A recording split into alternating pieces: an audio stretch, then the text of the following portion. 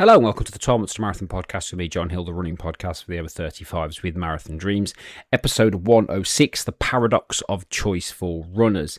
Now, what's going on with me at the moment? Well, I am currently, it's summer here in the UK, so holidays and stuff like that and bits and bobs. I have just started a High Rocks training program, which I'm doing in October. So everything's focused on that really.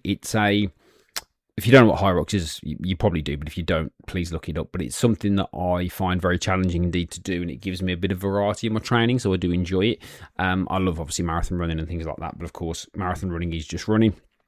And for me, I don't think I'm ever going to be a multiple marathon per year person again, because, again, timings and things like that. But I do like to mix things up, so hence why I'm doing High Rocks in October. Now, I wanted to do this particular podcast because I think, okay, so let's preface this. I've spoken about this before, but I want to put it in this format. So, obviously, as a running coach and somebody that puts content out there, I get a lot of questions and I have chats with people and so on and so forth. And a common one that I see is people will say, I am just comparing plans. I am just looking at different types of plans. And what I want to present to you today is the risk, I think, of excessive choice and information in the modern world, particularly for runners, because fitness, I'll bracket it as that to start with, because that's the industry that I've worked in for the last 20 years, is fundamentally a physical activity. Yeah, sounds obvious, right? But the problem is with a lot of things like AI now and a lot of things like online and our ability to do a lot more things online, which is great in terms of certain aspects, but certain things will always continue to be a physical endeavor. Now, we now live in what's called the information age. So you might have heard the industrial age, right? The industrial revolution. What we live in now is the information age, because we are absolutely bombarded with information. And for runners particularly, that's a problem, because what it does, the paradox of choice is basically we believe that the more options we have and the more information that we have, the better it is. But the paradox of choice is the more options that you have, the less likely you are of doing something, because it's harder to make a decision. And I'll illustrate that with this point. So when I first decided to get serious about trying to do a sub-3 marathon, which was back end of 2017, I did a 3:16 in Birmingham here in the UK. And I thought to myself, could I go sub-3, right? And that started when I started, well, really it started before that, when I started decreasing my times, because I did a 3:24, I think, in Manchester of that year. And I just, you get the thoughts and you think, well, actually, what's possible here, right? So what I did, I went online and I downloaded a sub-3 marathon training plan, okay? And I thought, let's see what this does. And I followed that plan, I think, for the next 3 or 4 marathons. And then I downloaded another very similar one, right? And that plan worked for me in the end. In April of 2023 in Manchester, I did my first sub-3 marathon. But the moral of the story was, I sort of bet the farm on that plan. I said, I am following that to see how it works. I didn't get 10 plans and then see which one worked the best, because the only way of me knowing which plan works the best is by doing it and following it. Yes. And what gathering information is, in a lot of senses, is procrastination. Let's say you're buying a car, right? Now, I'll make this analogy. Years and years ago, when you bought a car, there was the stereotypical car salesman in like TV programs, and it was always talked about as the car salesman, right? What a car salesman is and how they operate, and that, they had that sort of element of grifter about them, or trying to do something dodgy, which is just a media representation or a program, yeah? And that was because when somebody walked into a car garage or car lot, depending on what language you want to use, to buy a car, they were very uninformed, right? So the guy could sort of do the whole thing, the whole spiel, as it were, to an uninformed buyer. Now, in today's day and age, people are going into these places armed with information because they've done the full research on everything, yeah?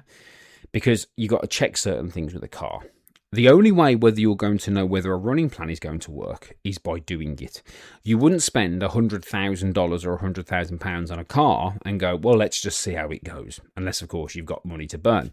But in running terms, you've actually got to go and then follow that plan to learn how it fits for you and how it works. And most people that run have got some sense of common sense, right? So if you look at a plan, you're going to look at it and go, well, I can't follow that, because some of the plans are quite hard and some of the plans involve very, very extensive weekly mileage or kilometers. So unless you're totally delusional, you're going to look at it and go, well, actually, that's doable. So when I saw my first sub-3 plan, I saw the runs and the different, I thought, okay, I can follow that. And that's where the win is. The win and the success comes from the following. The win and the success does not come from the information. So if you think your goal is to go and research loads of stuff, research, gather loads of plans, gather loads of information, all that's doing is stopping you from going out and running and actually doing the thing which is going to get you better, which is, again, is the paradox of choice, which is the problem with modern society. There is too much information out there, and there is too much reliance on technology to supplement what in essence is a physical activity, which again is causing problems, because one of the biggest things that I deal with when people come to me as a coach is they'll say there's a lot of conflicting information out there and there's a lot of confusing information there. Because what you got to bear in mind is that people on social media, me included, so there's no preaching from the parapet here, are trying to attract eyeballs. Yes, because social media is about eyeballs. It's about getting people to engage with you. Now, let's say you listen to this podcast and then you go and follow me at 12 Months to Marathon, cheap plug, on social media. You like my content, you get in touch with me, we have a chat about coaching, and it turns out that I can help you. Then you win because you're getting a coach that on the face of it can help you. I win, of course, because I'm getting a client, because I'm in business, right? Now, if that falls out somewhere, if there's something disingenuous in that, it's just not going to work. If you're not a good fit in terms of what you're looking for, and vice versa, if I'm not a good fit for you, it just isn't going to work. It's about understanding that it has to fit, right? So, in essence, we can do a bit of research on an individual or do a bit of research on a system, but you're not going to get any better by downloading 20 plans. You're going to get better by actually applying. Now, as soon as someone joins my program from a coaching point of view, my job is to get them to apply, to get them to go and do some stuff, and then come back to me and we'll talk about how it worked and what went on. And one of the biggest problems I think with humans is we're desperate for certainty. And I've said this to actually a couple of people in my coaching program. You've got to sort of let go of that need for certainty and move towards uncertainty, which is the doing of the thing. Again, I will put the caveat in here of do it safely, because that's obvious, but I have to put it in here just in case you go and do some silly plan that's just not right for you. But again, even then you'll still find out quickly whether it's going to work for you or not. So the whole point of this is not to say that you shouldn't do research, you shouldn't do that, but you're not buying a car, you're not buying a house, you're not buying a business. You're running.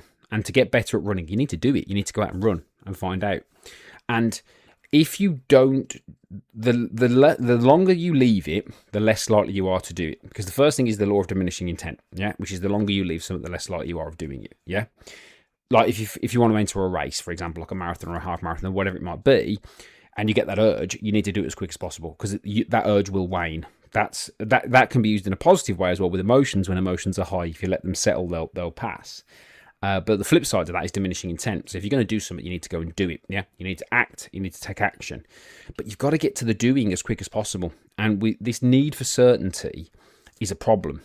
Is a real problem. And also the need for reassurance. It's like a question would be, oh, I've got this run planned, and instead of just going and trying a different pace, looking for someone to reassure you before you try it.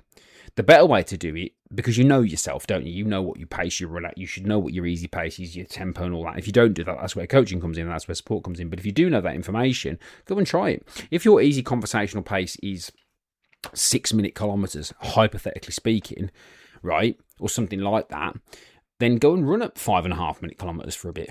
Yeah. If your conversational pace is 10-minute miles, and putting it in a different way, then try and go and run a mile at 9 minutes and see how that feels. Because we're not saying going from 10 to 5. Do you know what I mean? So sometimes you've got to go and get a little bit uncertain and be a little bit risky, not unsafe, but risky. And that then's going to teach you the best lessons, because I learnt my best lessons from doing, not gathering information. And if you don't exercise or don't run or don't do anything physical, you will start to notice a difference in about a week. Yeah, a week to 2 weeks is when you start to see a little bit of a difference in your cardiovascular. Up to a month, you'll start to see a reduction in your cell energy production, which means that when you start again, it's a lot harder. Now, injuries off the table, all that off the table. So if you cannot physically move for whatever reason, that's different. What I'm talking about here is when we're choosing not to. And if you're gathering information, you're not acting, you're not running, and you're falling behind. And that's what you need to do. You need to be brave, and you need to go and experience. Yeah. So what we don't want to do is be too rigid, because there is another law called the law of requisite variety, which is the person with the most flexibility of behavior will end up controlling the system. You have to be flexible, like Bruce Lee said. You have to be like water. Yeah. And that flexibility gives you what's called a growth mindset, which is the ability to say, how can I make this work for me, versus dogma, which is, this is the way, I am fixed, I cannot change, I cannot do anything different.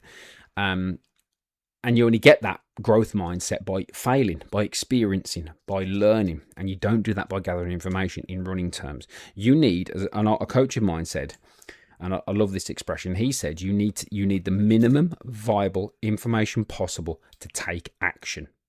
Not the maximum information to get some sort of comfort or certainty. You need the minimum viable information to take action. Because you will get caught in the paradox of choice.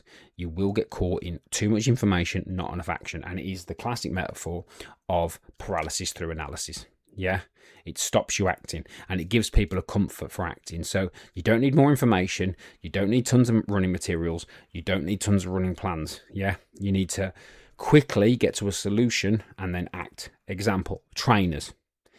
Yeah, running shoes. If you're really unsure, get a gait analysis done, take the recommendation, buy the ones they say, go and try them. Yeah, you don't go to 6 different shops and get 6 different gait analyses done, because they're not, I doubt they're that different shop to shop or running store to running store. That makes sense. So hopefully today would have stirred you up a little bit, which was completely my intention. Because there's too much information gathering, and there's too much paradox of choice, and you need to act, and you need to do, learn, and find out. It's exactly the same with social media. If you're documenting your running journey on social media, you are going to potentially get pushback and negativity. And if you're getting that, you're making progress, because it means you're reaching more people. But you have to be prepared for that. But that shouldn't stop you ever from acting, because if it does, you're never going to act. If you're scared of failing, you're never going to act. If you're scared of criticism, you're never going to act. If you're desperate for certainty, you're never going to act. Because sometimes you've just got to build your wings on the way down safely. Yes. And hopefully you will do that, because you've got some sense. Okay. So that is the paradox of choice for runners. Hopefully it's been useful. If you want any more content and tips, as always, just hop over to Instagram and follow me at 12 Months to Marathon. I try to be as honest and transparent as I can, as supportive as I can, to help you to get to act as much as possible. And of course, while you're there, if you click on the link in my bio and join my free running community for the over 35s, we can take you away from social media and get you some accountability over there. So thank you very much for listening. If you don't subscribe currently, please subscribe wherever you get your podcast from, Apple or Spotify. I do appreciate that. A like, share, and comment goes a long way, either on Instagram, or if you want to comment and share this podcast, it does appreciate it. I do appreciate it. If you are on Spotify and you are a regular listener, please take the time to drop me a quick 4-star review over there and review my podcast. It really helps me, and it helps me reach more people, and hopefully gets more people to act on their running dreams. So thank you very much for listening as always. I do appreciate it, and I'll speak to you all very soon indeed.